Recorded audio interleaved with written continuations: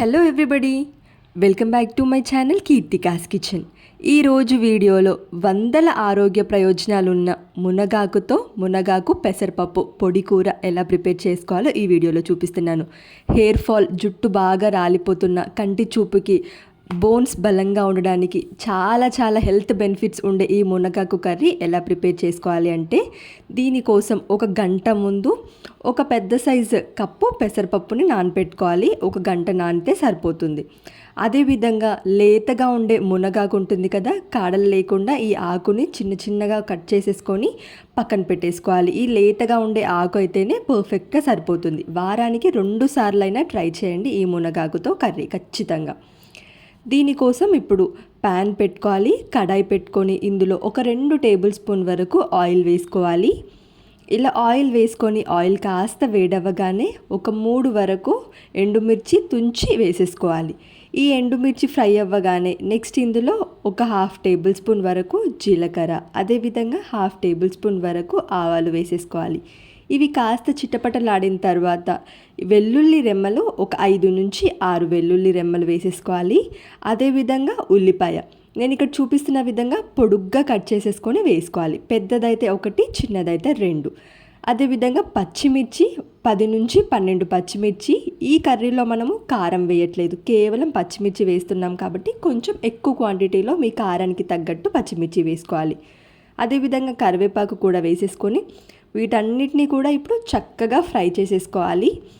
ఇవన్నీ కూడా సపరేట్గా ఆయిల్ సపరేట్ అయ్యేంత వరకు ఫ్రై చేసేసుకొని ఇంకా నెక్స్ట్ ఇందులో ఒక 1/2 టేబుల్ స్పూన్ వరకు పసుపును కూడా వేసేసుకోవాలి. పసుపు వేసుకొని ఇక వీటన్నిటినీ కూడా ఫ్రై చేసేసుకోవాలి. ఇక ఆనియన్స్, పచ్చిమిర్చి ఫ్రై అయిన తర్వాత ముందుగానే కడిగి శుభ్రంగా తీసుకొని కాడలేమీ లేకుండా కట్ చేసి పెట్టుకున్న మునగాకును కూడా వేసేసుకోవాలి. ఈ మునగాకు వేసిన తర్వాత మునగాకుని ఆయిల్లో బాగా ఫ్రై చేసుకోవాలి, లేదంటే మునగాకు పచ్చి వాసన వస్తుంది. అలా ఏమీ కాకుండా మునగాకుని ఆయిల్లో బాగా ఫ్రై చేసేసుకోవాలి. ఈ పచ్చి వాసన మొత్తం కూడా పోయి ఆకు మొత్తం కలర్ చేంజ్ అయ్యి దగ్గర పడేంత వరకు కూడా కలుపుతూ ఫ్రై చేసేసుకోవాలి. ఆకు కాస్త డార్క్ కలర్లోకి వచ్చింది కదా, ఇక ఇప్పుడు ఇందులో పెసరపప్పులో వాటర్ ఏమీ లేకుండా వాటర్ పూర్తిగా వడకట్టేసి ఈ నానబెట్టుకున్న పెసరపప్పు కూడా వేసేసుకోవాలి. ఇలా పెసరపప్పు వేసిన తర్వాత ఇక పెసరపప్పు, మునగాకు మొత్తం కూడా కలిసే విధంగా ఒక 2 నిమిషాలు లో టు మీడియం ఫ్లేమ్లో పెట్టుకొని ఫ్రై చేసుకోవాలన్నమాట. ఇలా కాస్త ఫ్రై చేసుకున్న తర్వాత ఇక ఈ పెసరపప్పు ఉడకడానికి కోసం ఇందులో ఒక 1/2 గ్లాస్ వాటర్ పోసుకోవాలి. 1/2 గ్లాసు వాటర్ పోసుకున్నామనుకోండి, మనకు పెసరపప్పు చక్కగా కుక్ అయ్యి పొడిలాడుతూ వస్తుంది. లేదంటే బాగా మెత్తగా అయిపోయి కర్రీ మొత్తం మెత్తగా వస్తుంది. అలా అవ్వకుండా 1/2 గ్లాస్ వాటర్ పోసుకొని మూత పెట్టేసి మధ్యలో కలుపుతూ ఉడికించుకోవాలి. ఈ కర్రీ మీరు వారానికి 2 సార్లైనా ట్రై చేయండి. చాలా టేస్టీగా ఉంటుంది. అదేవిధంగా హెల్దీ రెసిపీ కూడా. ఇక నెక్స్ట్ ఇందులో టేస్ట్కి సరిపడా సాల్ట్, అదేవిధంగా ఒక 1/2 టేబుల్ స్పూన్ కారం వేసాను, మంచి కలర్. అదేవిధంగా టేస్ట్ కోసం 1 టేబుల్ స్పూన్ ధనియా పౌడర్ వేసేసుకోవాలి.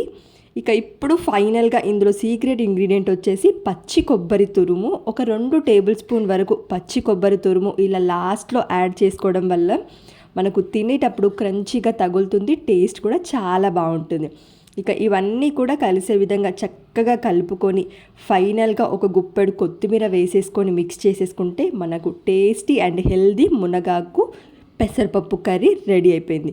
ఈ విధంగా ట్రై చేసి పిల్లలకి, పెద్దలకి, ఏ వయసు వారికైనా కానీ ఆరోగ్య సమస్యలు ఏమీ రాకుండా ఎన్నో బెనిఫిట్స్ ఉన్న ఈ మునగాకు కర్రీ తప్పకుండా ట్రై చేసి పెట్టండి.